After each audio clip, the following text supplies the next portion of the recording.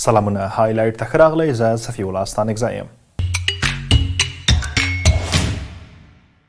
د طالبانو د حکومت ټول والیان او ولسوالان د 3 ورځو لپاره کندهار ته وربلل شوي.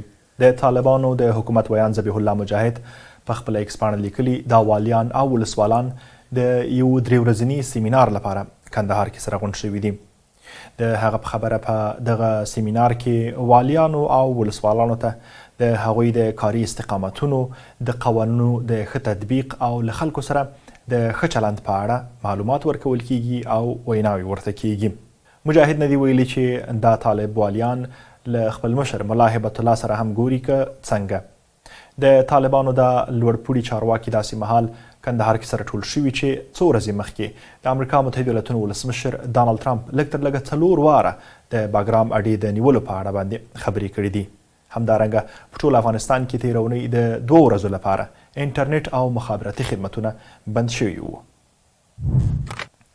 د افغانستان د بشري حقونو لپاره د ملګرو ملتونو ځانګړي راپور ورکوونکي ریچارډ بنیټ ویلي د افغانستان د راتلونکي په اړه په خبرو او پریکړو کې باید د دغه هیواد ښځې، ځوانان او د بیلابیلو قومونو استازي هغه که د هیواد دننه وي که بهر اغیزمن رول ولوبوي. هغه دا خبره پرون یو کنفرانس ته چې په جرمني کې د افغانستان د لوی ملي چتر په نوم جوړه شوې وه کړې ده. د دې ناستې نورو ګډونوالو په افغانستان کې د تلپاتې سولې، پراخې ولسواکۍ، ملي یووالي، د بشري حقونو رعایت او د وګړو په یو شان مشارکت دغه شان په مسؤلانه بهرنیو سیاستونو ټینګار کړی دی. په سوریه کې نن د پارلمان د نویو غړو لپاره ټاکنې وشوې. په ټاکنو کې عام خلک په مستقیمه توګه رایې نه کارولې بلکې د هغوی 6,000 استازو په خپلو حوزو کې د خلکو په استازیتوب رایه ورکړه. تمه ده چې د پارلمان 2/3 برخه غړي له دغو ټاکنو غوره شي او یوه برخه به اوسنی ولسمشر احمد اشاره په خپله انتصابوي.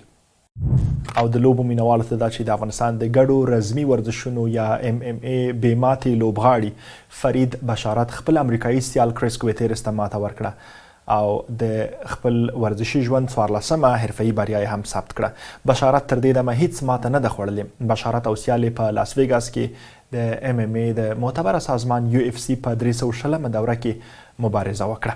د څارونکو په باور د غیږو نیولو او د سیال د کنټرول مهارت د فرید بشارت په بریا کې اساسي رول درلود.